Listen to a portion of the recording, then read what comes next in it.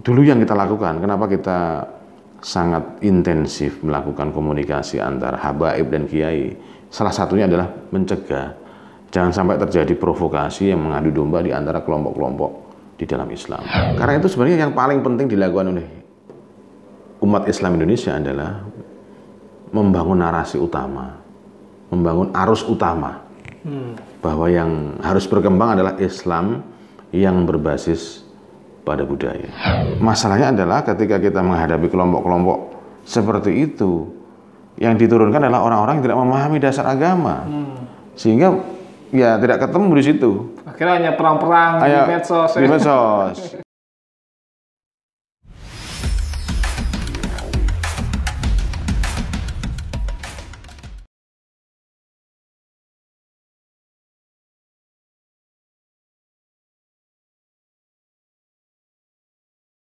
Assalamualaikum warahmatullahi wabarakatuh. Waalaikumsalam warahmatullahi wabarakatuh. Sahabat-sahabat Dialektik TV dimanapun Anda berada, jumpa lagi dengan saya Adriansa dan Mas Heri Harantazumi. Ya. Selamat malam Mas. Malam Bang Andri, apa kabar? Alhamdulillah. Lama nggak ketemu ya? Iya. Nggak on air gitu. Udah lama kita tidak podcast di sini. Iya, oke. Nah kali ini kita podcast lagi Mas. Ya. Kita membahas tentang isu-isu internasional. Nah salah satu isunya nih Mas ya, akan kita bahas di podcast kita kali ini adalah tentang bom itu yang terjadi ledakan di Beirut. Oh di Beirut, di pelabuhan Beirut ya? Iya. Oke. Nah ini yang perlu diketahui oleh publik ya. Sebenarnya bom ini maksudnya ledakan ini itu benar-benar ledakan murni kecelakaan, artinya sebuah kecelakaan lalu terjadi ledakan atau ini serangan, karena ada yang beberapa media yang mengatakan bahwa ini serangan, seperti Donald Trump mengatakan itu serangan, tapi dia mengatakan itu ya suatu bentuk ada zat kimia yang sudah lama di situ lalu meledak gitu. Nah, menurut Mas Heri sebagai pakar geopolitik itu bagaimana menanggapinya? Ya, terima kasih Bang Adri. Assalamualaikum warahmatullahi wabarakatuh. Waalaikumsalam warahmatullahi wabarakatuh. Apa kabar sahabat-sahabat Dialek TV se-Indonesia ya? Alhamdulillah kita ketemu lagi. Memang kita bicara tentang kejadian bom di pelabuhan di Beirut ya, di Libanon. Ini memang sangat menarik karena sampai hari ini belum ada kesimpulan yang betul-betul konklusif. Kira-kira apa sebabnya? Saya lihat beberapa media internasional tidak ada yang berani mengatakan secara konklusif bahwa itu adalah serangan bom atau bukan serangan bom. Jadi tidak ada yang berani menarik kesimpulan tegas. Tapi saya berusaha melihat impact-nya ya. Saya tidak akan melihat apakah itu bom atau rekayasa atau memang disengaja, tapi saya ingin melihat impact-nya. Yang jelas hari ini terjadi kerusuhan besar di Libanon. Ada kritik, ada demonstrasi besar-besaran, ada bahkan pemerintahan ini bubar di sana ini. Pemerintahan bubar karena dianggap tidak mampu mengantisipasi, kemudian impact-nya terlalu besar di tengah-tengah problem yang sangat serius terjadi di Libanon, yaitu masalah korupsi, masalah incapability of government dan sebagainya dalam melihat dan mengatasi krisis yang terjadi hari ini. Belum lagi kena COVID ya. Jadi ini betul-betul kombinasi masalah yang luar biasa di Libanon. Government, kemudian COVID, kemudian ledakan yang menewaskan kurang lebih 130 lebih ya, dan ribuan korban luka yang lain. Nah, impact ini sangat serius karena kemudian terjadi satu krisis pemerintahan, satu krisis politik malahan. Pasca bom kenapa krisis politik? Nah, ini menarik karena saya ingin melihat ini sebagai satu rangkaian panjang kejadian ini dengan apa yang dulu pernah terjadi di Libanon, yaitu perang tahun 2006, di mana perang itu dimenangkan oleh koalisi Hizbullah dan pemerintahan pusat Libanon. Kita tahu bahwa Libanon itu adalah sebuah negara yang pernah tercabik-cabik oleh konflik rasial, SARA waktu itu ya. Konflik yang luar biasa besarnya menimbulkan korban yang sangat besar akibat dari pertarungan agama, kemudian pertarungan kelompok selama puluhan tahun, yang kemudian memunculkan satu pemerintahan kesepakatan. Jadi pasca mundurnya Syria dari Libanon,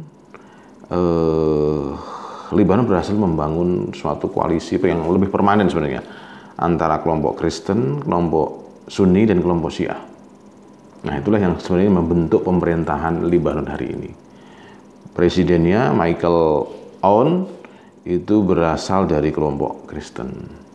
Perdana Menteri kemarin sebelum mundur saat Hariri itu dari kelompok Sunni, yang kemudian diganti oleh Hosni Diab juga dari kelompok Sunni, dan ada Walid Jumblat dari kelompok Druze dan seterusnya. Jadi pemerintah Lebanon yang berbasis komunal nih ya, ini kesepakatan komunal di dalam negara, yaitu agama Kristen, kelompok Islam dalam artian Sunni dan Syiah, itu bisa bersatu di dalam satu pemerintahan. Nah, pasca terjadinya bom ini, yang namanya koalisi Hizbullah dengan Kristen itu terancam. Koalisi Hizbullah yang Syiah dengan Kristen dan Sunni ini terancam bubar. Nah, ini yang harus kita lihat. Dampaknya adalah Lebanon pemerintahannya mengalami krisis kredibilitas. Dan ini bisa mengarah kembali kepada konflik sektarian kembali pasca kejadian bom ini. Kenapa? Karena kemudian pemerintahan tidak capable kembali kepada kekuatan-kekuatan sektarian tadi. Kristen di kelompok Kristen, Syiah di Syiah, Sunni di Sunni. Jadi kembali kepada basis yang lama. Nah, ini kalau kita lihat, inilah yang diharapkan oleh kelompok-kelompok yang tidak menginginkan Lebanon berdiri sebagai sebuah negara yang permanen, negara yang kuat. Jadi dibikin terjadi perpecahan. Nah, disengaja atau tidak sengaja, meledaknya fasilitas penyimpanan pupuk amonium nitrat di pelabuhan Lebanon ini menimbulkan masalah-masalah seperti itu tadi, Pak Andri.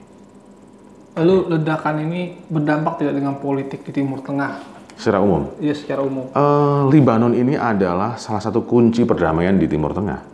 Sebagaimana kita tahu bahwa Lebanon itu adalah, kalau kita lihat kemarin di perang 2006, Israel gagal masuk ke Lebanon. Israel terpaksa harus mundur dari perbatasannya yang telah berhasil dimajukan menuju Sungai Litani. Nah, karena kemudian Hizbullah mobilisasi pasukan, mobilisasi kekuatannya bersama dukungan oleh pemerintah pusat yang dipimpin oleh Michael Aoun ini, kemenangan Hizbullah atas selatan itu dianggap sebagai kemenangan nasional Lebanon. Jadi Syiah atau Hizbullah tidak lagi dianggap sebagai kekuatan yang terpisah. Hizbullah adalah kekuatan nasional Lebanon. Ini yang selama ini dikhawatirkan oleh Israel ketika Hizbullah berhasil masuk ke dalam sendi-sendi pemerintahan Lebanon. Nah, pasukan utama yang memukul Israel dari perbatasan Sungai Litani ke selatan dalam perang tahun 2006 adalah Hizbullah. Dan itu diakui sebagai kemenangan kemenangan Hizbullah atas pendudukan Israel di Lebanon Selatan. Gitu.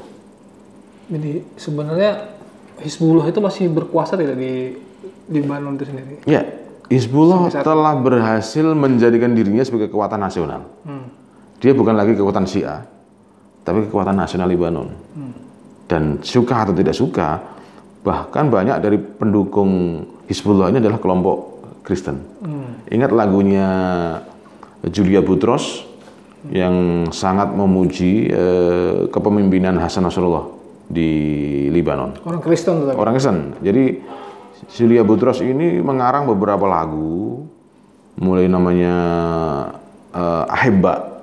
Ahibba ini bercerita tentang seorang Hasan Nasrallah yang dianggap berhasil menggerakkan para pejuang Lebanon untuk mengusir Israel dari selatan. Ada juga satu lagi itu Ahibbai, terus satu lagi Muqawim. Jadi seorang individu Lebanon, seorang warga Lebanon adalah seorang petarung, seorang bagian dari gerakan perlawanan. Ini sangat ideologis. Jadi Lebanon berhasil memasukkan visi dan misinya ke dalam visi dan misi nasional Lebanon. Nah, ini sesuatu yang sulit bagi Israel untuk menembusnya, karena sudah menjadi bagian dari kekuatan nasional Lebanon. Kalau dengan Sunni sendiri bagaimana? Itu tadi telah terjadi suatu kesepakatan. Artinya tidak ada konflik kan antara ya, Sunni. Pengalaman Lebanon yang sangat pahit di masa lalu yang tertarik ke dalam konflik sektarian yang begitu dahsyat, menghancurkan Lebanon sebagai sebuah kota yang indah menjadi kota yang hancur lebur, membuat kesadaran di Lebanon bahwa kita harus berbagi, kita harus menyelamatkan negara lah kira-kira kalau dalam bahasa sekarang. Artinya bagi kalangan Sunni dan Kristen itu mengatakan bahwa Hizbullah ini adalah pejuang mereka, artinya bisa dikatakan seperti itu. Iya.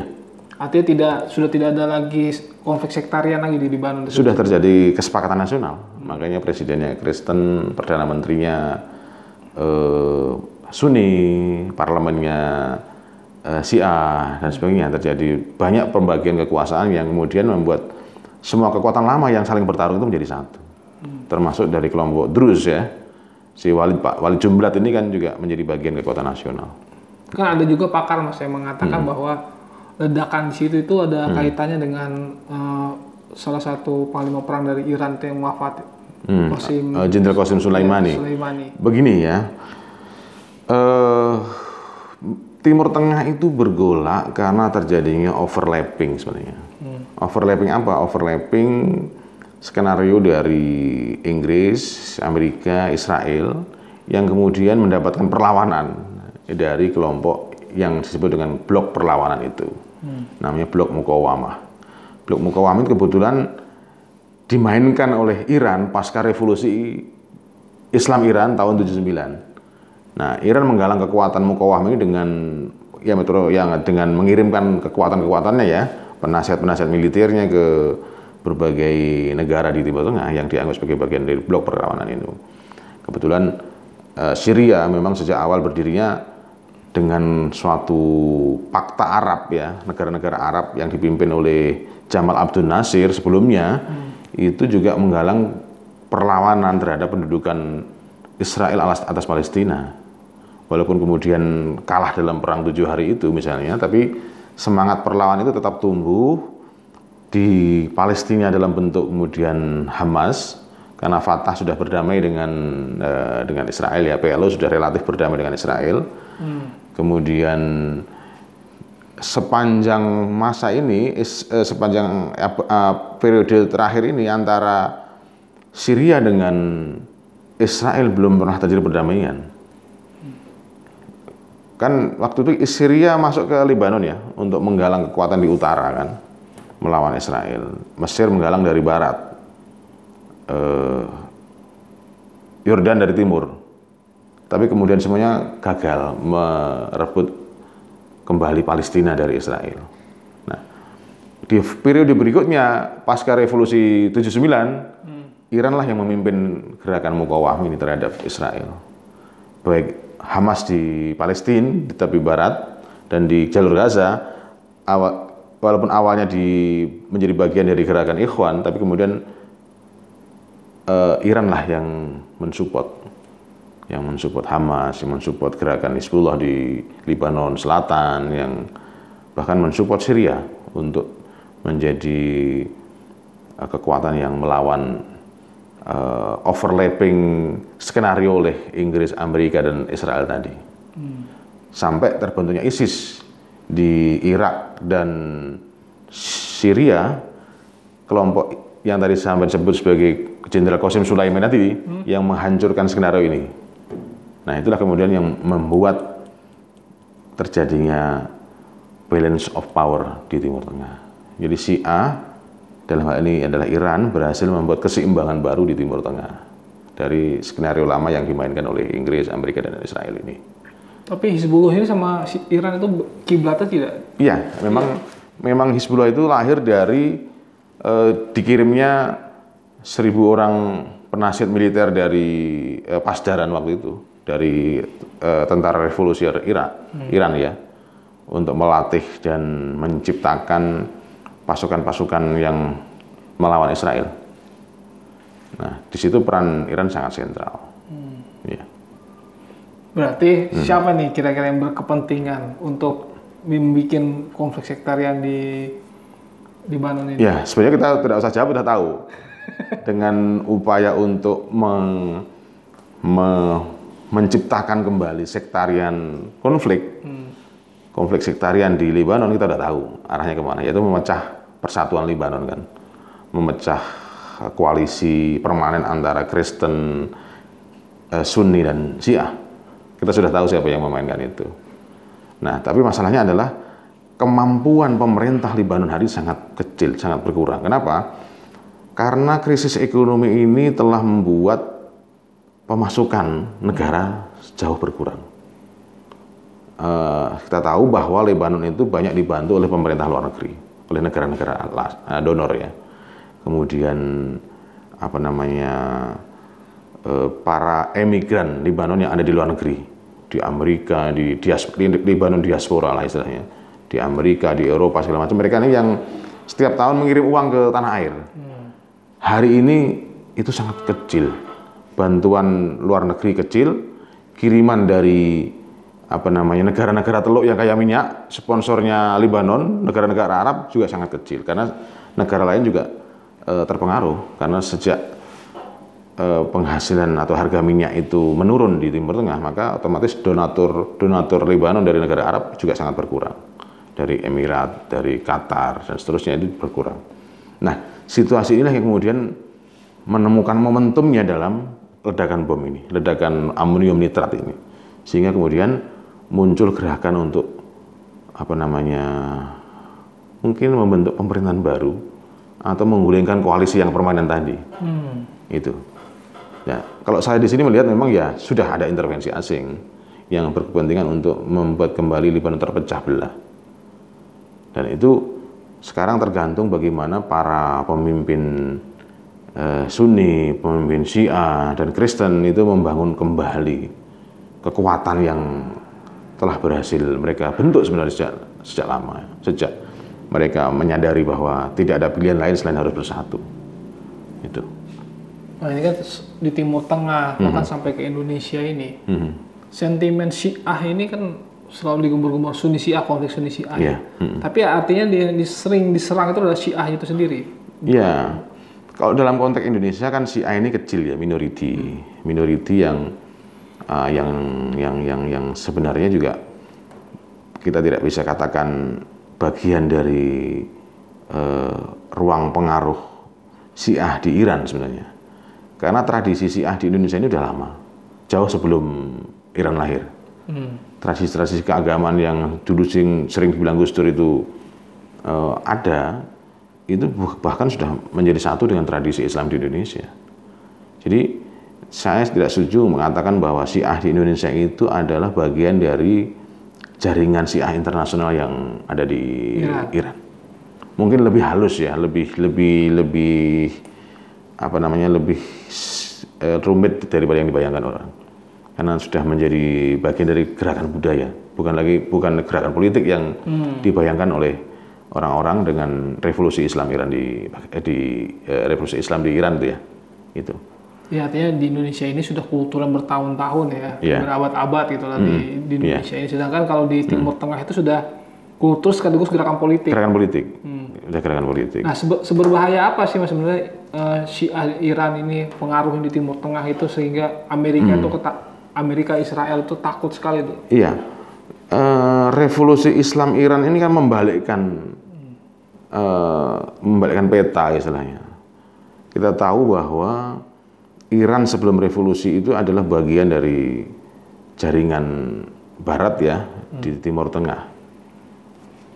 Dengan adanya Iran berdiri sendiri, memiliki kedaulatan, memiliki cara pandang baru yaitu revolusi Islam itu dianggap akan mengancam seluruh Timur Tengah. Maka kemudian tidak aneh kalau kemudian Arab Saudi itu juga mengekspor paham Wahabi ke mana-mana karena takut pemerintah Islam Iran itu akan mengekspor paham Syiahnya ke semua negara. Jadi terjadilah operasi untuk mengimbangi revolusi Islam Iran oleh pemerintah Saudi waktu itu yang didukung oleh Barat. Dengan menyebarkan Wahabinya itu ya. Menyebarkan Wahabi. Artinya mereka berbenturan. Iya, berbenturan di situ. Tapi dengan Sunni juga dibenturkan juga. Ya, kalau dengan Sunni ini kan Sunni waktu itu ingin dianggap menjadi satu bagian dengan Wahabi. Wahabi ingin mengklaim Sunni dengan gerakan-gerakannya di seluruh dunia.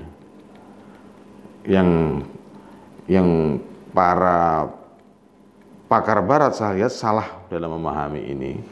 Mereka tidak memahami akar-akar kesunian. Karena saya dalam beberapa kali bertemu dengan pakar-pakar geopolitik mereka tidak bisa membedakan antara misalnya term salafiyah. Kalau di Indonesia itu ada istilah pesantren salafiyah misalnya. Salafiyah dengan gerakan salafi itu berbeda. Nah ini yang kadang-kadang Barat tidak berhasil membedakan. Maka kegagalan di dalam memahami akar-akar masalah dan konflik itu berakibat pada kesalahan di dalam mengambil solusinya.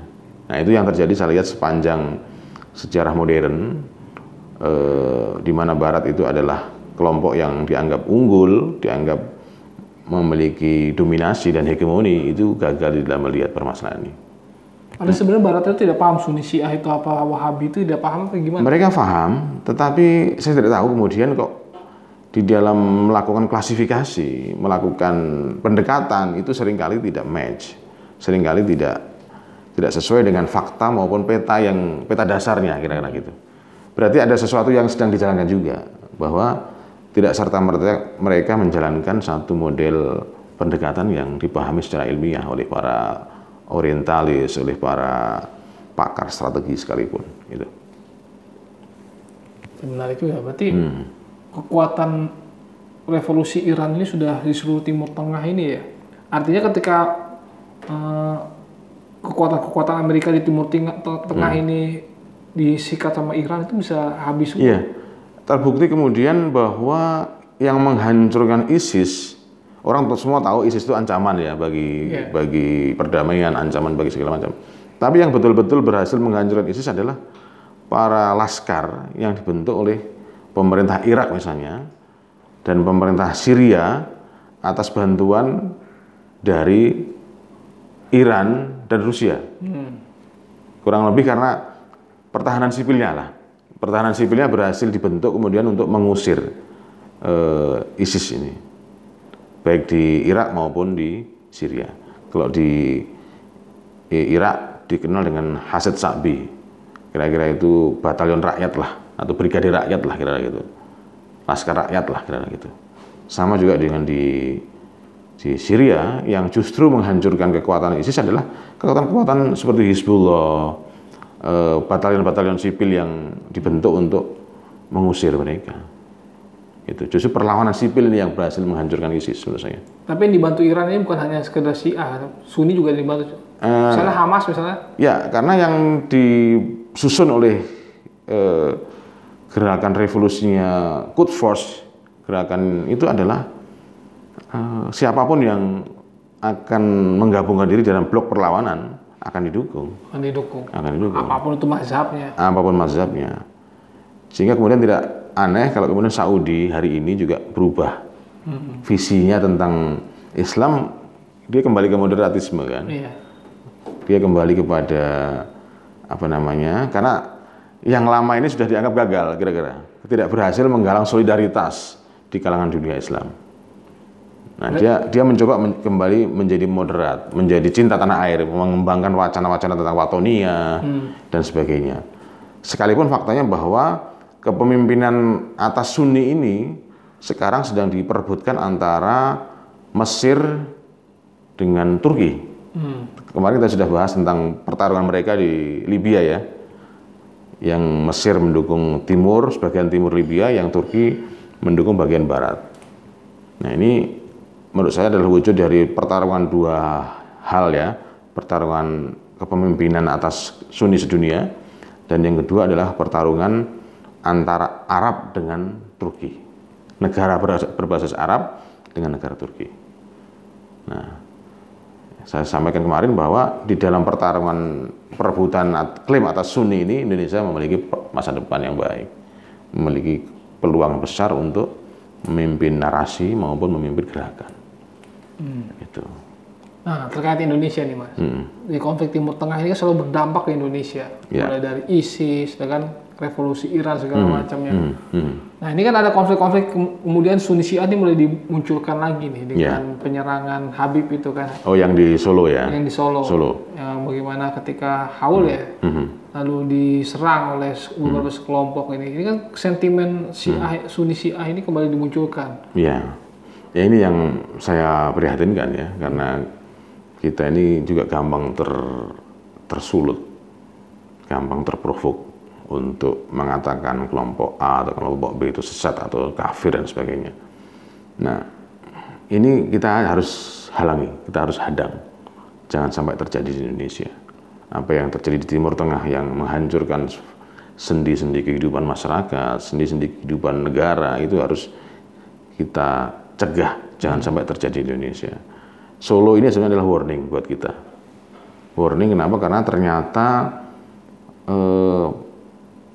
kelompok-kelompok di dalam Islam itu sangat mudah diberikan paham-paham yang justru bertentangan dengan prinsip dan kehidupan dasar bernegara kita. Banyak tokoh sudah warning ya, mengantisipasi ini, tapi di lapangan tetap yang harus dilakukan adalah menjalin solidaritas.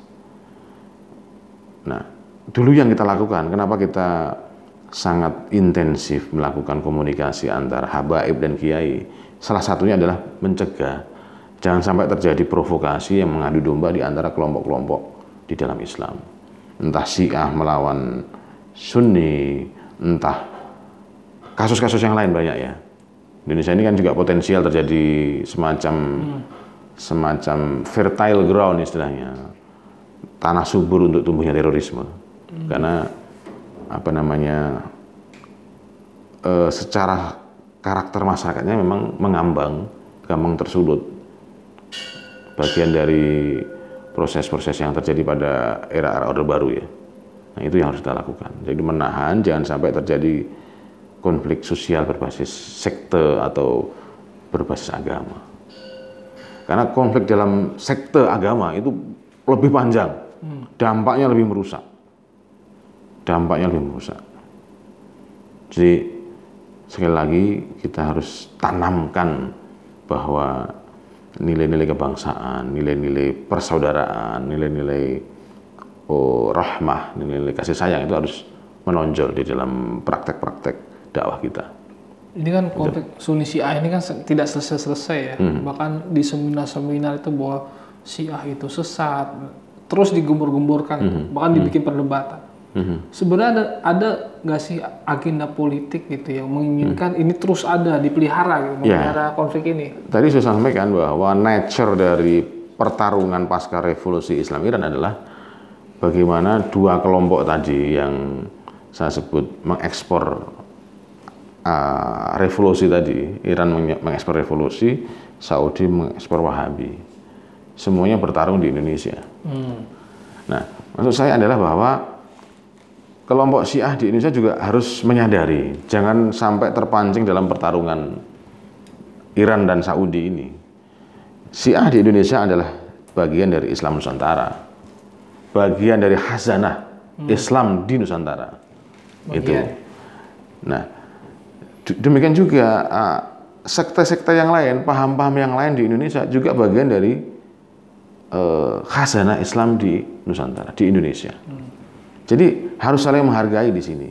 Boleh di Iran dan Saudi masing-masing memiliki induk, tapi ketika di Indonesia hanya satu kesetiaan, yaitu setia kepada negara Indonesia, setia kepada negara kesatuan Republik Indonesia, sama seperti NU dan Muhammadiyah setia kepada Indonesia, kan begitu.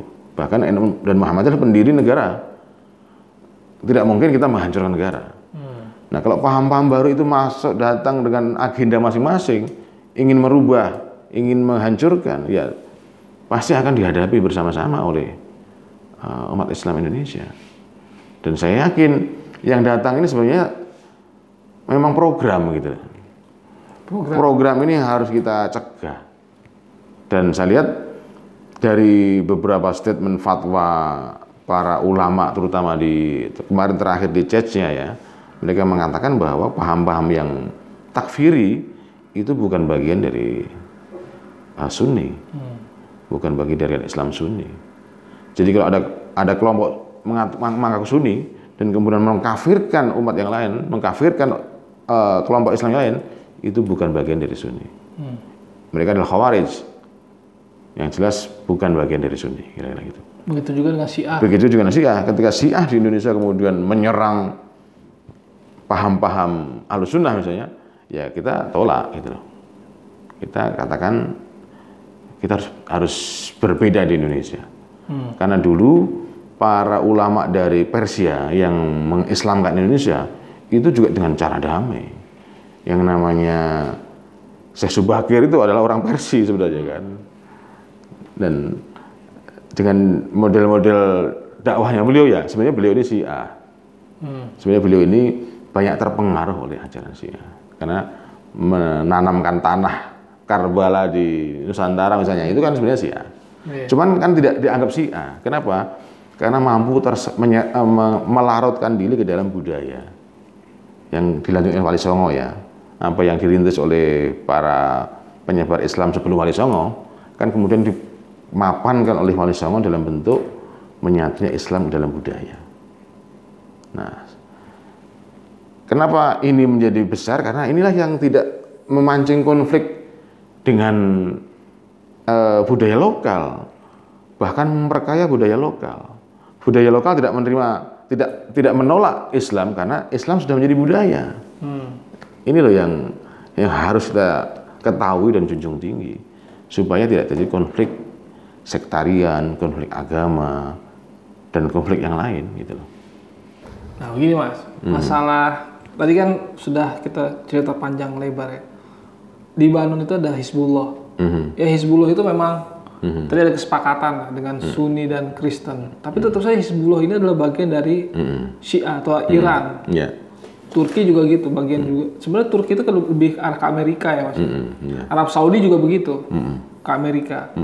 Nah Indonesia ini bagaimana Mas? Apakah kita harus terjebak juga dengan proksi-proksi ini? Ya kalau Indonesia ini kan begini ya. Syiah itu kecil, Wahabi itu kecil. Tapi mereka mencoba merangsek ke tengah, mengambil alih kelompok yang diam yang besar ini, menarik ke dalam kubunya masing-masing.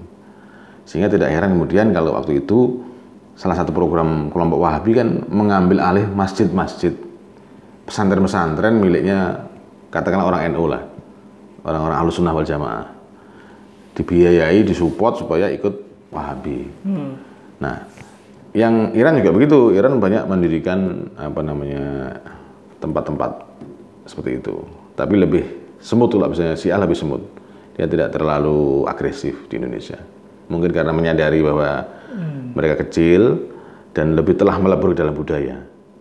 Nah, karena itu sebenarnya yang paling penting dilakukan oleh umat Islam Indonesia adalah membangun narasi utama, membangun arus utama. Bahwa yang harus berkembang adalah Islam yang berbasis pada budaya Indonesia, gitu loh. Nah, tentunya dalam khasanah Islam Nusantara selalu diakui adanya varian-varian ya. Ini varian Arab, varian Cina, varian Melayu dan mana-mana itu diakui. Bukan sesuatu yang ditolak di Nusantara. Buktinya masih banyak ulama yang berjubah, banyak ulama yang masih menggunakan jubah model Arab ya.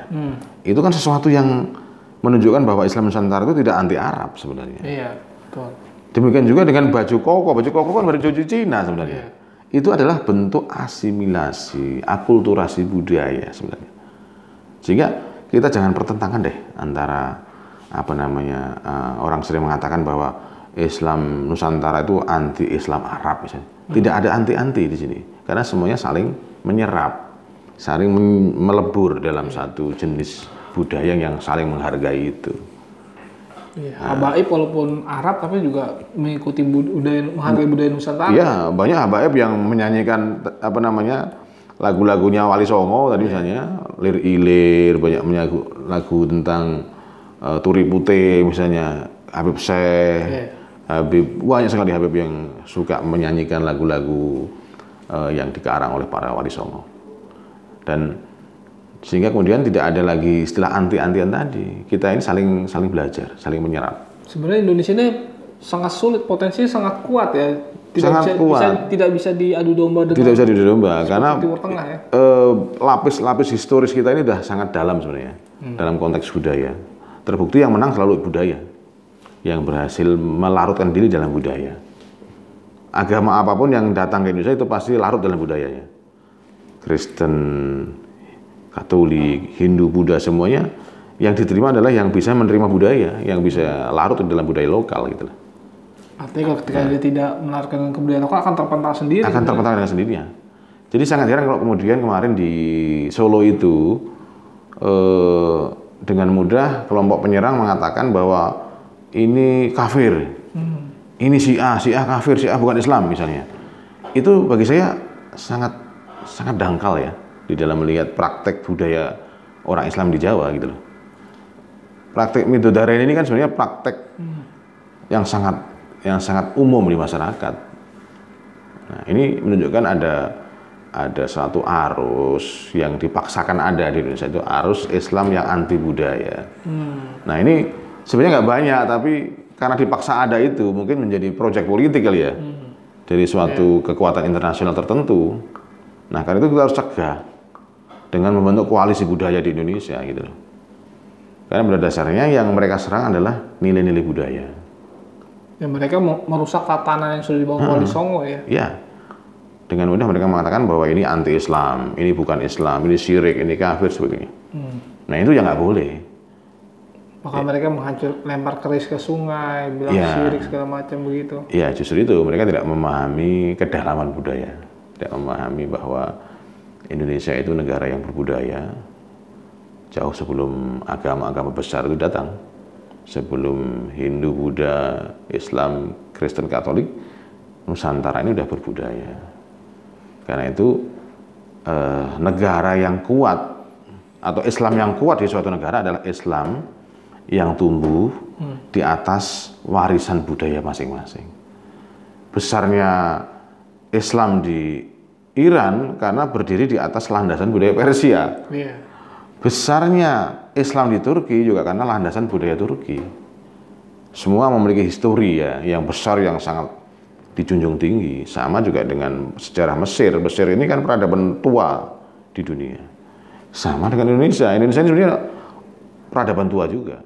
Karena itu kalau kemudian Islam tidak menancapkan kakinya di atas dasar budaya ini, peradaban ini sangat disayangkan. Karena kita memiliki klaim historis, kita memiliki warisan-warisan pikiran, warisan-warisan sejarah. Ini yang harus justru dijadikan pelajaran oleh kekuatan-kekuatan Islam di Indonesia. Dan ini sebenarnya sudah terjadi. Cuman kemudian datangnya arus baru kecil ini yang membuat semuanya jadi berbeda. Nah, kita pun juga harus begitu, membentuk arus baru yang besar ini. Arus baru yang besar. Yang besar ini sebagai, ini loh, bahwa kita itu ada. Ini loh, bahwa Indonesia itu adalah kita yang mengedepankan wasatiyah, mengedepankan perdamaian, mengedepankan kerjasama dan toleransi antar umat beragama, antar kelompok dan seterusnya. Itu, Bang Andri. Oke, Mas Ari, ini pertanyaan terakhir ya. Kira-kira bagaimana nih kita menghadapi kelompok-kelompok intoleran? Bagaimana kita mengakhiri mereka nih? Iya, begini ya, kalau dari sisi kewajiban kita sebagai seorang Muslim itu kan berdakwah. Kita harus tetap mengedepankan wajadilhum billati hiya ahsan. Kira-kira itu kita, kalau mereka nggak sependapat dengan kita ya kita ngomong sama mereka, kita diskusi. Dialog kalau mungkin.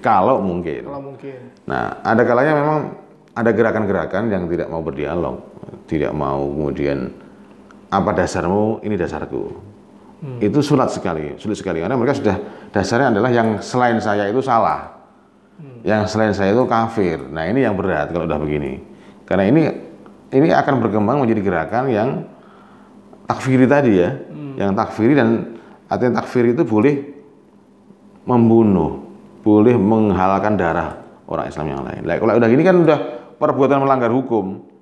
Maka bagi kita adalah bahwa kelompok-kelompok yang telah terbukti dan memiliki potensi menjadi pelanggar hukum yang terbukti akan menyusun agenda negara sendiri, ya itu harus ditindak secara hukum juga. Jangan kasih kesempatan untuk eksis di Indonesia. Tapi tugasnya organisasi-organisasi maupun kelompok-kelompok agama di Indonesia adalah tetap wajadilhum billati hiya ahsan. Sebisa mungkin diajak ke dialog. Sebisa mungkin kita mengarus utamakan Islam damai, Islam wasatiyah. Artinya mereka masih saudara kita juga ya? Ya, itu tadi, kalau sudah keluar dari koridor, artinya melakukan gerakan yang melawan hukum maupun gerakan melawan kesepakatan nasional dalam arti membentuk negara sendiri berbasis keyakinan mereka, ya itu ada hukum negara yang berlaku. Ada hukum kriminal, ada hukum subversi, nah, itu ada hukumnya sendiri. Ini kan bisa menjadi buhot juga dalam pengertian Islam kan. Ya. Tapi dari sisi mau'idhah hasanah sudah dilakukan, kemudian mujadalah billati hiya ahsan sudah dilakukan, ya itu kewajiban kita. Sampai di situ kewajiban kita. Kalau Forum Satu Bangsa cenderung kemana? Kalau Forum Satu Bangsa tetap akan mencoba membangun dialog ya. Karena itu jalan kita, jalan dialog. Bukan jalan perang. Kita tidak sedang ingin membangun perang di Indonesia, tapi membangun dialog. Sebisa mungkin apapun masalahnya ada dialog, ada upaya untuk mendekatkan, saling memahami apa latar belakangnya, apa tujuannya, dan so far lah kira-kira. Karena kalau saya lihat juga media kita juga tidak imbang ya dengan kelompok-kelompok fundamentalis ini kan. Ya. Artinya mereka dilihat dengan kekerasannya, tapi sisi baiknya mungkin tidak dilihat. Itu dia, menurut saya framing media ini kan pada posisi masing-masing. Tapi kita tidak akan terjebak pada framing media. Kita akan masuk dengan cara kita sendiri. Bagaimana melakukan dialog. Karena indoktrinasi ini tidak bisa dilawan dengan kekerasan. Kita harus bisa membongkar indoktrinasi itu dari sisi kita. Nah, masalahnya adalah ketika kita menghadapi kelompok-kelompok seperti itu, yang diturunkan adalah orang-orang yang tidak memahami dasar agama, sehingga ya tidak ketemu di situ. Akhirnya hanya perang-perang di medsos. Di medsos.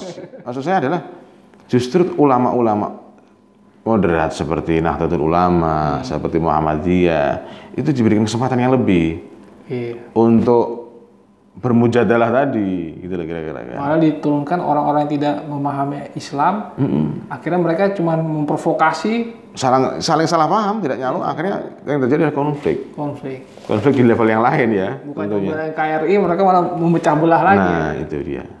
Jadi menurut saya pemerintah juga harus lebih terbuka di dalam menyusun agenda deradikalisasi misalnya, kalau ada program itu di pemerintah, dan mengajak para pakarnya, memang pakar-pakar yang mengerti Islam dengan baik.